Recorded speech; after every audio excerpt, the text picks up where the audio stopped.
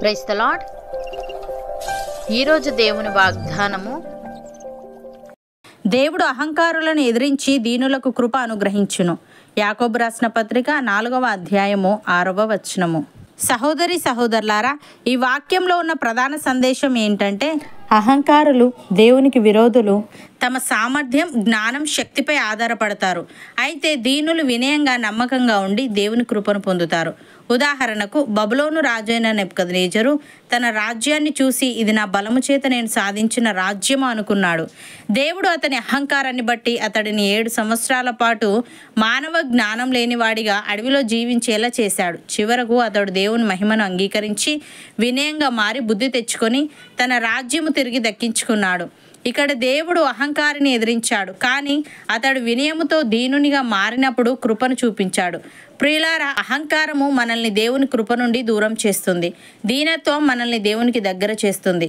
మన జీవితం ఏ స్థితిలో ఉన్నా వినయంగా దేవుని మీద ఆధారపడితే ఆయన కృప మనపై ఎల్లప్పుడూ ఉంటుంది. ఆయన కృప వినయంతో మాత్రమే వస్తుంది. అహంకారంతో దేవుణ్ణి ఎదిరించడం మన నాశనానికి దారితీస్తుంది.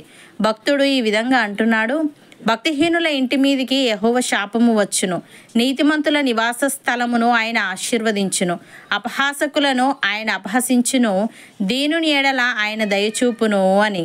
ప్రియులారా, తామే నీతిమంతులని తమ్ము నమ్ముకొని ఇతరులను తృణీకరించి కొందరితో యేసయ్య ఈ ఉపమానము చెప్పెను. ప్రార్థన చేయుటకై 2 మనుష్యులు దేవాలయమునకు వెళ్ళిరి. వారిలో ఒకడు పరిసయ్యుడు, ఒకడు సుంకరి. పరిసయ్యుడు నిలవబడి, దేవా, నేను చోరులను, అన్యాయస్తులను, వ్యభిచారులునైన ఇతర మనుష్యుల వలనైనను ఈ సుంకరి వలననైనను ఉండనందున నీకు కృతజ్ఞతాస్తుతులు చెల్లించుచున్నాను. వారమునకు 2 మారులు ఉపవాసము చేయుచు నా సంపాదన అంతటిలో 10వ వంతు చెల్లించుచున్నానని తనలో తాను ప్రార్థించుచుండెను. అయితే సుంకరి దూరమున నిలుచుండి ఆకాశము వైపు కన్నులెత్తుటకైనను ధైర్యము చాలక రొమ్ము కొట్టుకొనుచు, దేవా, పాపినైన నన్ను కరుణించుమని పలికెను. అతని కంటే ఇతడు నీతిమంతుడిగా తీర్చబడి తన ఇంటికి వెళ్ళెను. తన్ను తాను హెచ్చించుకొనువాడు తగ్గింపబడును, తన్ను తాను తగ్గించుకొనువాడు హెచ్చింపబడును అని. ప్రియులారా, యెహోవా యందు భయభక్తులు కలిగి ఉండుట వినయమునకు ప్రతిఫలము. ఐశ్వర్యమును, ఘనతయు, జీవమును దాని వలన కలుగును. ముండ్లును ఉరులును మూర్ఖుల మార్గములో ఉన్నవి, తన్ను కాపాడుకొనువాడు వాటికి దూరముగా ఉండును.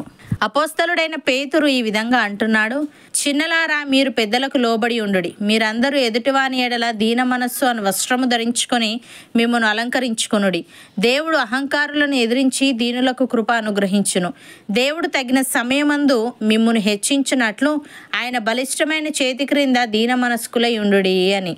సహోదరి సహోదరులారా, మీ హృదయములలో సహింపనలవి కాని మత్సరమును, వివాదమును ఉంచుకొనిన వారైతే అతిశయపడవద్దు. సత్యమునకు విరోధముగా అబద్ధం ఆడవద్దు. ఈ జ్ఞానము పైనుండి దిగివచ్చినది కాక భూ సంబంధమైనదియు, ప్రకృతి సంబంధమైనదియు, దయ్యముల జ్ఞానము వంటిదియునై ఉన్నది. ఏలే అనగా, మత్సరమును, వివాదమును ఎక్కడ ఉండునో అక్కడ అల్లరియు ప్రతి నీచ కార్యమును ఉండును. అయితే పైనుండి వచ్చు జ్ఞానము మొట్టమొదట పవిత్రమైనది, తర్వాత సమాధానకరమైనది, మృదువైనది, సులభముగా లోబడినది, కనికరముతోనూ మంచి ఫలములతోనూ నిండుకొనినది, పక్షపాతమైనను వేషధారణమైనను లేనిదియునై ఉన్నది. నీతి ఫలము సమాధానం చేయు వారికి సమాధానమందు విత్తబడును. అవును అన్నవారు నాతో పాటు ప్రార్థనలో ఏకీభవించండి. పరిశుద్ధుడా, ప్రేమగల తండ్రి, నీవు అహంకారులను ఎదిరించి దీనులకు కృప అనుగ్రహించుదువని మేము ఏ స్థితిలో ఉన్నా వినయంగా నీ మీద ఆధారపడితే నీ కృప మాపై ఎల్లప్పుడూ ఉంటుందని నీవు తెలియజేశావు. తండ్రి, నీకు స్తుతులు.